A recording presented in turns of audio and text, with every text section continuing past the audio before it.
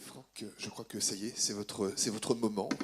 En plus de ceux de la journée, vous allez introduire cette troisième table ronde sur entreprise et organisation professionnelle.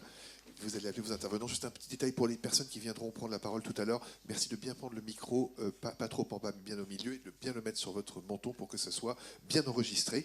Juste aussi un petit rappel, à 17h25, il y a l'arrivée du grand chancelier, donc il faudra transiter. Voilà, ce rappel étant fait, Franck, c'est à vous.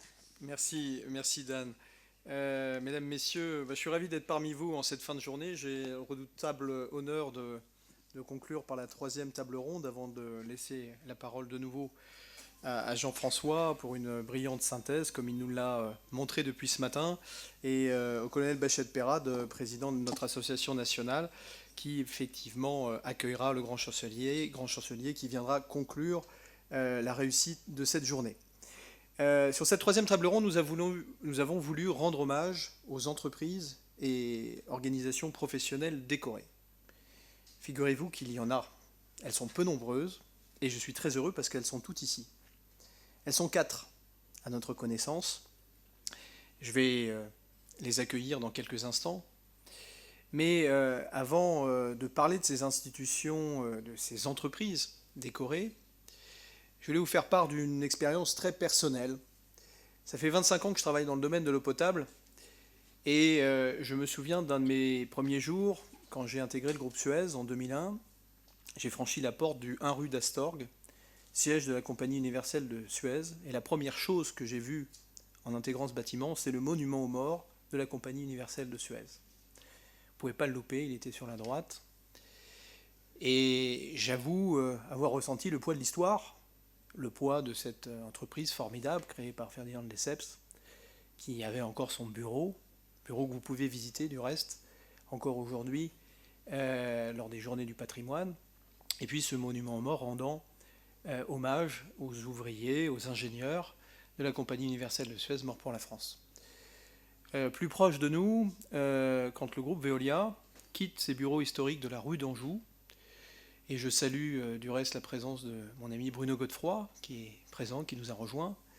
Le président Antoine Frérot a mis un point d'honneur à transférer le monument aux morts de la Compagnie Générale des Eaux de la rue d'Anjou dans son nouveau siège flambant neuf d'Aubervilliers. Et aujourd'hui encore, quand vous arpentez les couloirs de ce bâtiment magnifique qu'on appelle le V Aubervilliers, vous avez le monument aux morts de la Compagnie Générale des Eaux.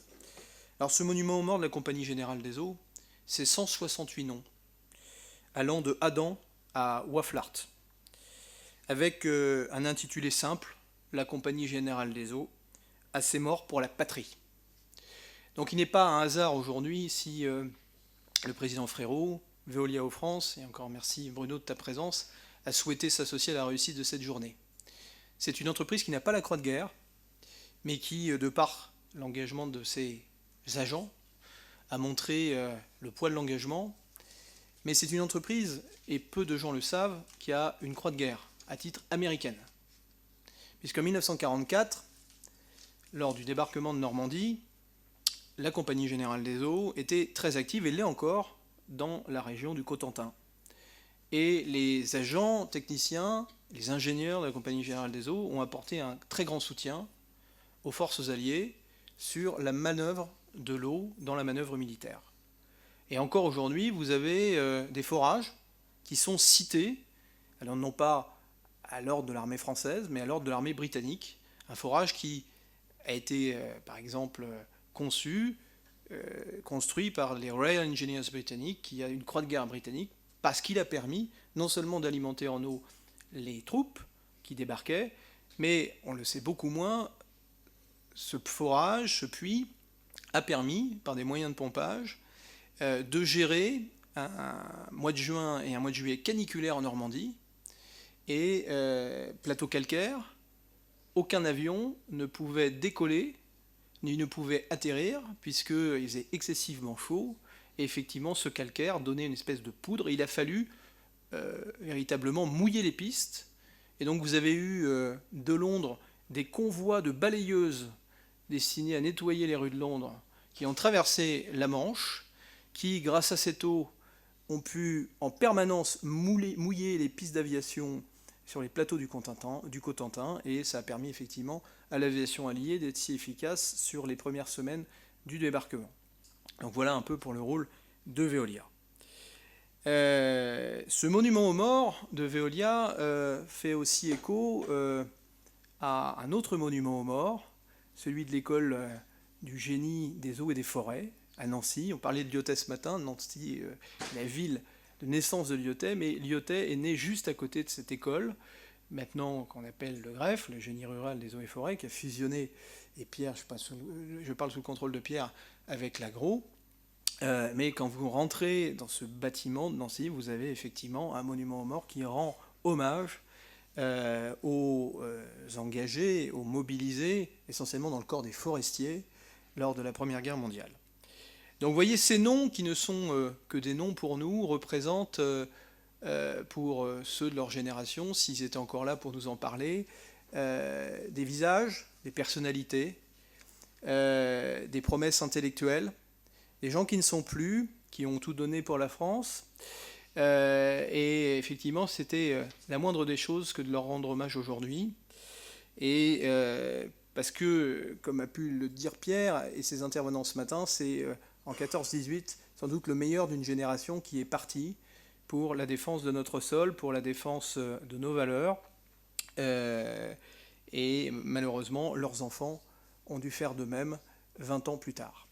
Alors pour nous parler aujourd'hui des entreprises décorées de la Croix de guerre, je vais effectivement faire venir à cette estrade 4 personnes.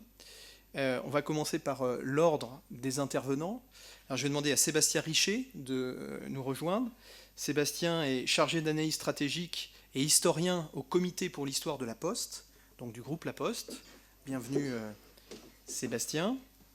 Ensuite, Madame Marie-Noëlle Polineau interviendra. Marie-Noëlle est chargée de projet patrimoine et mémoire à la SNCF et a pour quand même particularité d'avoir des aïeux, un grand-père, dont vous me parliez ce matin, qui a été effectivement cité en 14-18, et vous m'avez montré sa croix de guerre, mais qui est 1917 sur la croix de guerre. Alors j'étais très étonné effectivement de cette relique.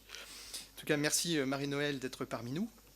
Ensuite, Madame Leïla Garnier, directrice générale de Transdev Reims, exploitant du réseau Citura. Alors vous allez vite découvrir pourquoi Transdev est parmi nous.